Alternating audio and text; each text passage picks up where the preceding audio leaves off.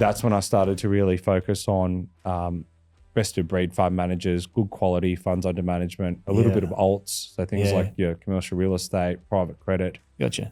PE, VC solutions. Yeah. And as soon as I did that, my business changed dramatically. And when I say my business, it was my business because in my prior role, I was a contractor. I owned the clients. Gotcha. And I always viewed it as my business within a business. And as soon as I started going into those other asset classes, opposed to just sitting there and buying and selling BHP and CBA, my book scaled significantly. Gotcha. And I think that's because the volatility came right out of it. Yeah. The returns are more consistent. Yeah. The income jumped up a bit as well. So for my clients, they loved it. And then I've used that same blueprint to educate the advisors that we're bringing to this team now. Sounds you're an early mover in alternative assets. I don't know if I'm early. I just feel like Australia's late. Gotcha. You look at offshore, the markets are far more developed than what they are here. I've been reading the UBS family office report, the Goldman Sachs family office reports. I read them every single year. And they've been showing for years that there's been a developing trend away from the 60-40 portfolio. Yeah. And in Australia, it's only more recently that we're seeing more financial advisors adopt the same strategy. I noticed that when I was winning accounts, 9 times out of 10, it would be just an equities portfolio. Gotcha. And the advisor might not even have visibility over the TDs or any fixed income exposure at all. Yeah. And when I was coming in and repositioning portfolios, clients were pretty surprised with the outcomes because the ASX 200, the return on the index over 10 years annualized, 8 to 9% per annum. Yeah. That's on the ASX 200. I can go buy a regional shopping centre, 9% yield, 15 to 17% IRR. We're just talking about one before the pod started, coming out of Centre Group. And we're getting shown these assets all the time now. Yes, it's got a different liquidity profile, but you've just got to get the asset mix right for the.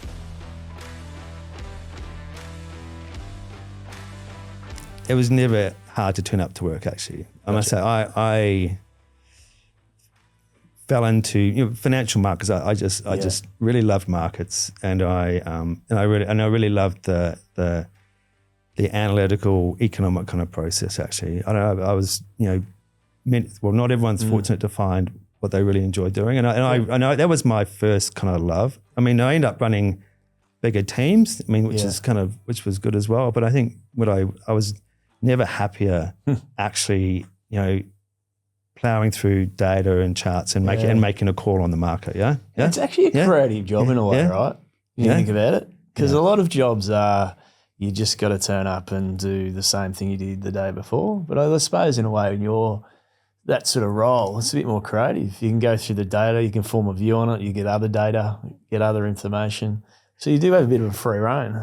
And this, and the other thing about it is, maybe it's not really a paradox, but I mean, you're the beneficiary of when the world screws up in some way. Yeah. Like every calamity or catastrophe is actually really good for you as an analyst. Actually, it's actually they're the best moments. So they're a bit scary, like the financial crisis or the Asian crisis. Honestly, that's where you kind of earn your stripes a little bit, I mean, and they're very fun, and there's new information. I shouldn't say fun's probably not the right word, but new information, new challenges, new ways to think about things. Some of the old accepted wisdom gets upended sometimes, when we start plowing into negative interest rates and stuff. So there's always these interesting challenges coming along that'll keep you interested. Yeah, for me. So I've never found it a hard thing to go to work. Yeah. That's good. Yeah. You can tell fellow economists, I've just called them creative. Sort of a creative career path. I don't know if a lot of people would say that, but you think about it, there's a lot going on in the background to come up when you form your views. And everything's in play. Yeah. Politics, economics, markets, wars actually, and that are shifting oil prices around. So everything's in play. Yeah. I always explain it like this, Travis. If you think of a wedge, most people in the professional markets come from a transactional background. And so the thin edge of the wedge is that pointy end where you've got to write documents and think about when someone's no longer on this planet with us. Gotcha. But the real transition and succession happens at the thick edge of the wedge, which is around how do you educate and communicate as a family to build leadership in the next generation, to have the capacity to take over, whether you're alive or no longer here. Yeah. Someone to make the decisions when you're not there, effectively. Make good decisions. Yeah, and have some experience at that before a crisis event. Gotcha. Yeah. As far as business goes, what motivates you? Like, what makes you get up in the morning and say, I'm on? Look, I suspect that I haven't thought too deeply about that, but I suspect that the real one is when I work with my own family and in terms of our family office, and I see things like two young sons always sort of pushing back at dad a bit because he's sort of so hell bent on this stuff, and which is understandable. I get their perspective, and they've got no real interest in what my interests are, but they now 27 and 25, we set up a little investment committee, and it's functioning really well, and they're showing great interest. So seeing happy, healthy family, your own, and they're not easy families, they're never easy. So seeing that working well, but working well and linking the next generation into the decision making of investment decisions is one, and then on the client side, working with other families, there's the same, to know that you've worked with a family for 3 to 5 years and you sit back one day and you go, and they go, wow, look at us, we started as a bit of a rabble, we couldn't even make a decision together, or we couldn't even sit together to, hey, we're functioning at a very high level here, and we're separating out as best we can the emotion from the actual need to make good decisions together. That's really good. Yeah, I mean, for your kids as well, that's the right age. Like, they've got past the sort of having fun, 27, 28, and they're old enough to make those decisions. It's a nice little stepping stone. Yeah. No, that's right. I suppose that fun thing's is a relative statement, isn't it? Yeah, for sure. I think kid fun. That we hope we always are having fun, and they start to, I think, move into that hey, we've got to be responsible and accountable here for our own future. I think you've got to be able to have a tolerance for risk. I think you've got to be able to take on risk, and I think to have the mindset around how do I grow is really important. I think it's not a lot of, they talk about sort of growth and fixed mindset. So I think it's really important. And you see the people who are entrepreneurial, they're always wanting to learn more. So I think that's one of the biggest things is how do I understand more? How do I learn on something new? And I think always challenging yourself is really important. If you look at the people, and you're a good example of that, you took a leap of faith leaving banking and you had a curious mind and you saw a gap in the market where you could fill a particular need. So I think it's confidence in your own ability. It's wanting to take on understanding risk and taking on risk, and then backing yourself, I think, are the key things. Yeah. Talking about back to your role again. So alternative assets is the flavour of the month. Obviously, that's the business I'm focused on. A lot of people don't realise structured product is a genuine alternative asset, and it's a bucket at iPartners that we do look at, and that's your key space, right? And so, if you've got a view on how your product suite fits into that alternative asset spectrum and sort of asset allocation. Yeah, it's a good point. It does, it enhances, I guess, a portfolio. That's really what it does, which is like what alternative assets are supposed to do. And they tend not to be correlated with direct equity market returns. So it's really how do we provide a solution for people that can kind of augment an existing portfolio, whether it's an increase in yield they're looking for, or it might be they want to truncate downside. So it's really about how do we add some of these features to a portfolio that generally is reasonably delta one in the way it behaves. The structures that we put together remove that kind of notion of delta one, so you don't always need markets moving in your favour. You might be able to generate a yield from a market that's moving sideways, sure. or down, depending on what happens, or you might be able to protect a particular position. So it's thinking about your markets in a slightly different way. It's flavour of the month now, but property private credit's always been the more mass marketed version of private credit. Sure. But yeah, back sort of 3 years ago, wasn't as many players. I think being a younger guy, in my 30s, you do need to find a different offering, a different asset class, a more entrepreneurial asset class to sort of stand out. Capital markets and servicing the REITs is a pretty well-trodden path. Yep. And there's no shortage of people trying to get those appointments there. So, I just want to do something different, something that would give me an opportunity. I guess it's sort of paid off because able to grow with our partners, grow with private credit, still something that's really going through rapid change in the market. Yeah. And if you look at the players in private credit, there's no like one type of person. Someone's maybe an ex-mortgage broker, an ex-banker, an ex-investment banker, an ex-property developer. So everyone sort of puts their own touch on it. It's interesting you mentioned you're relatively young, right? If you think back 3 years ago, you start in private credit, it actually strangely makes you a fairly early mover in this space, right? Like the last 12 to 18 months, every corner you turn around, there's a new property debt fund that's launched. And my view is largely most of them will exit the market, or there'll be quite a large consolidation, and there'll be a number of dominant players that are emerging already, continue to emerge. But I think from a career perspective, you're in a pretty interesting space, right? You've done 3 years, relatively early mover. Yeah. And it's still there's a lot of growth to come in that private credit space. Yeah, absolutely. Yeah. Relative to America and Europe, I mean, we're just tip of the iceberg. Yeah, compared to the US, it's very naive. And I think if I look at some of the media reporting lately, it's actually really naive. It demonstrates that the market is very young. There's not a great understanding of the complexities of private credit. And if you look at the reporting that happens in the US, it's just totally different. It's a more mature market, and it's great for the markets, for these, for the media to be reporting on these different events and things like workouts and complex situations. It's just part of the game, part of the market, and you need to be working with someone that understands that's part of the game.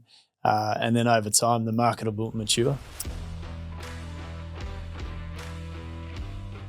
For me, it was sort of, ask lots of questions and kind of just put yourself in position. Like, I used to love, if I got invited to go for drinks with, some of the traders or salespeople afterwards, just kind of hanging around and talking to people, asking questions, sort of, networking and sort of going out. And I think I would say don't sort of fixate on, one particular path. I think like when I was younger, I probably thought, sell side, a global investment bank in a kind of trading, structuring role, that was kind of would have been the ultimate sort of career path. And in hindsight, that was kind of at the time seemed very desirable, but ultimately I think where I've ended up is a much more satisfying sort of place on the buy side, running, a smaller boutique fund, but, probably took a lot of steps and iterations to kind of get to that point where I knew what I sort of wanted, eventually. Yeah. I like that first point, mate. Like we would have met 25 years ago, right? But as a young person entering the industry, it is so critical to say yes to the networking events, yes to the catch up, because you'd be amazed the network you build across your career and the subtle relationships you build from just hanging around when you're younger with the more experienced people. Yeah, no, it's really valuable. So, kind of still, obviously a bit busier these days with, work and family sort of commitments, but still try to, make as much time as possible to do that with people that I've known in the markets for a long time. Yeah, and so the second question on that front, so we've talked about someone coming out of university. Now, what tips would you give from someone looking to leave Westpac in a nice, secure job, jumping out into an entrepreneurial business? Yeah, it's a tough one because you need to know enough to kind of have a bit of an edge to start a new business, but you also don't want to leave it, too late until you kind of like, got so many commitments that you can't really afford to take the risk. So I think, for me that the timing was perfect because the kids were kind of young in primary school, and if things didn't work, I could sort of felt like I could go back into some sort of a banking role. But it was, it's probably, it's tough to sort of give specific advice, but it's sort of maybe don't go too early, but don't go too late. You kind of got to, Well, again, you're making some good points, right? The other point is you can always go back to what you're doing. Yeah. Like you don't want to have that sort of parachute in the back of your mind. But if you really get out there and have a crack, like that job you had previously, you can go back to and you'll have more experience. Yeah, look, maybe you don't quite get as good a job, but you'll get something sort of close. And yeah.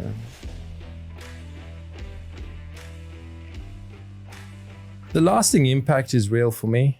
I really want this legacy to be known for strong leadership, doing things a little bit different, giving talent the opportunity to, do what they otherwise might think is impossible, and actually change people's lives, our customers, that is.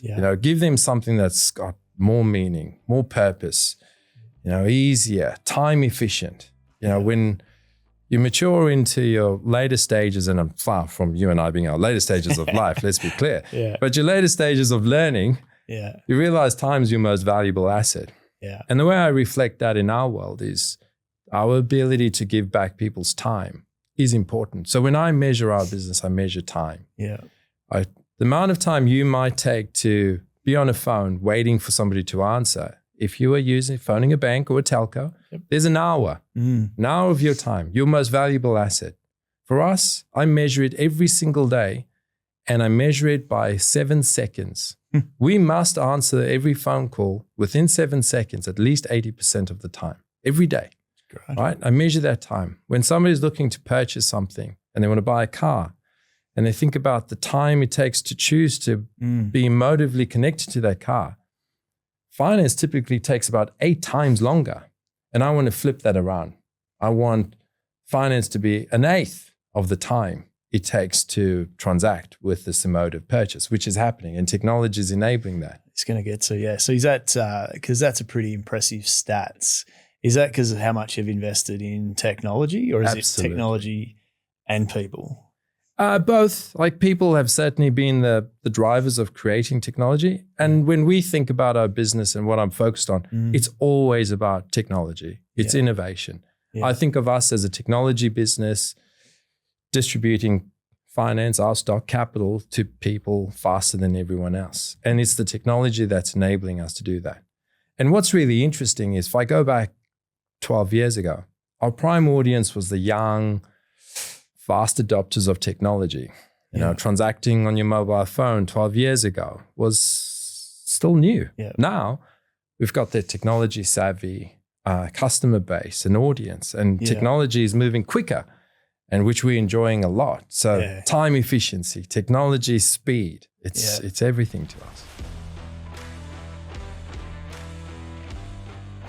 Well, some people don't have a choice necessarily. They have to make it work. And I was a little bit in that camp, that I finished up at the ASX and was wondering what to do next. And my resume, you say at the beginning, is sort of a good resume, but I've never been a CFO, or I've never been Chief Risk Officer. So I'm not labelled. And therefore, while companies may look at me, you've got an interesting CV, it's not clear what I can do at a senior level, because I'm running against people who've been doing these jobs. So sort of it was forced upon me to some extent.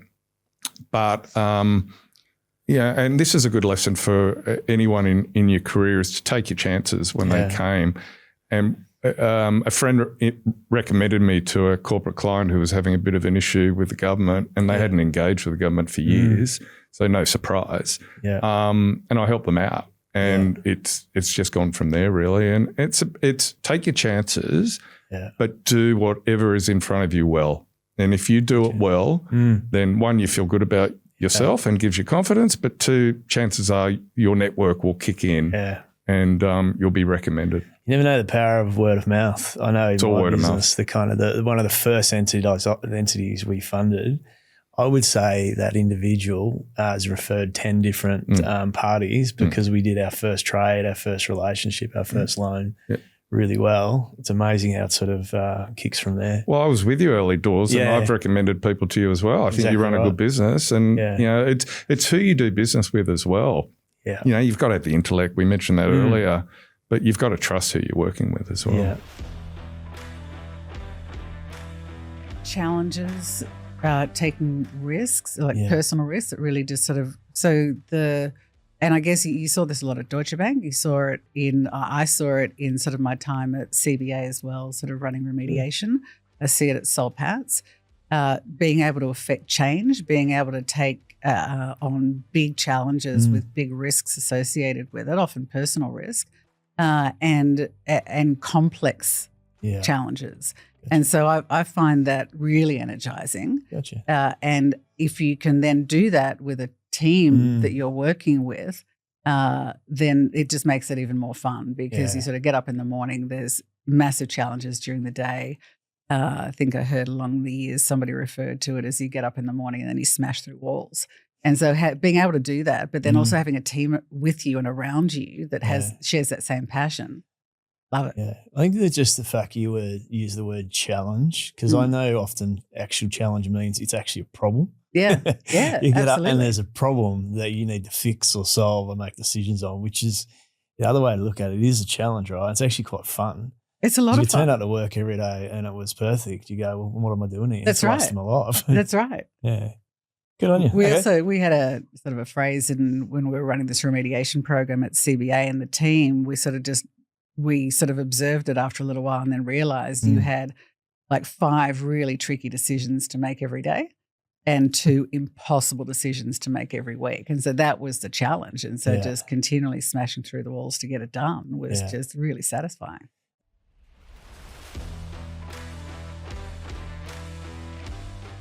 The hardest things are where, you have investments that don't quite work the way you want them to, and sort of understanding why, and then sort of dusting yourself off, learning from the experience and accepting that, look, it's unlikely you're going to get everything 100% right. I think when you're a sort of high-performing person, you hold yourself to high standards, and the trick is that you've just got to learn from the mistakes along the way. I've made a lot of good investments. I've also made a couple that haven't worked out as well. And I think in those ones, you really need to take the time to sit back and say, okay, well, what did we get wrong? Or what did I get wrong? And really understand that. So when you see the next opportunities coming up, you understand what was the problem last time. And our business, like I think your business be the same, a lot of it's pattern recognition by the end. You can with the time and experience, and I was talking with one of our associates at work, and she's doing a great job. And her question was, well, how do I sort of go faster? Because she's of that driven, sort of very high achieving type personality. And I said, look, part of the game here is just pattern recognition. Yeah, it is so true. And it just takes a bit of time because you got to see these things again and again and again, and you'll understand which ones work and why and which ones don't. And a lot of it, you can write it down and explain to somebody, but literally you get an information memorandum and you're sort of like, no, yes. And it is an intuition or just a historical perspective that you bring onto those that you see. I reckon that's a great analogy, pattern recognition, because I look at transactions when have gone wrong for us. The next step is just putting in different guardrails so that it can't occur again, and those sort of learnings. But it is so much pattern recognition. You can read through a certain document and you can pop out the flags so quickly and sort of get to that yes or no. Yes meaning do more work, no, don't even consider, very, very quickly. And I don't think any of that's written in a book somewhere. And what we try and do is have the associates do short sort of 2-page, 3-page summaries of all the new opportunities that come in. Yeah. And part of that is for them to get to really think within certain criteria about a new deal that's come in. Yeah. And then we put it on the table at a weekly team meeting, and everybody's at the table for a discussion about it, and everybody puts forward their 2 cents worth. Good. And they get to see why the senior people have a different view, or in particular why they have a view, and to put forward their view and not be afraid of saying, I like this or I don't like this and this is why. No, I've learnt it in the marketplace. Yeah, that's how I've done it. My dad had existing relationships with banks. Yep. They were great, fine, and then they weren't. So I went to market. I learned a lot about how finance works when you take your debt to market. So it was kind of through that, and then through several refinance opportunities or moments in the business where I stepped up and took it further, got more debt, or and it was really debt was more comfortable for me than it was my father. So I could think and kind of be comfortable with it more than my dad could. Yeah. I mean, given the growth you've had, right sizing for debt is critical, right? Because you've been through multiple business cycles. And it's often when businesses get in trouble, they stretch themselves a little bit too far, take on too much debt, cycle turns, business operations can be slow. It's just so critical for a business to survive and grow like you have. You've clearly right-sized the business across the journey. Yeah. And still grown. Yeah. Because you've got to take some risk, right? You've got to take on some debt, use other people's money at times to grow. Yeah. So most of our growth in development is funded through cash flow, not a lot of leaning into the balance sheet. But when we take the big steps, like when we bought Miller's, that was a big debt step up. Yeah. And then we bought, we had a partner in that, and then we bought the partner out. Again, that was another change for us. And this year we bought 13 locations in July in New Zealand, in Auckland. Great. And so that was another big funding kind of question for us. In the process, we've also sort of changed the way we fund so that we have a better relationship with the banks. That sort of we don't get pushed around as easily. So, yeah.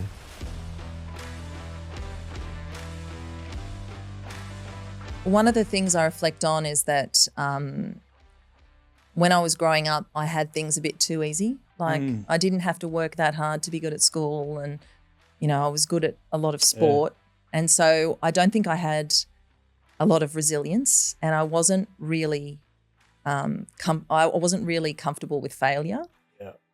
And so that's something that I have really come to see the reverse of the biggest lessons have come from failures, and just being able to stomach those failures is already a huge growth from me. And I didn't have that, and I think it inhibits innovation because you don't take risks. You don't want to fail. You don't want to do the wrong thing. And so it's not the best way for any company to have people who are just want to please the boss or just want to make sure that everything they do is a huge success. So I'm really clear to my team about the fact that failure is okay. You just have to really understand why it happened and fix it so it never happens again. True.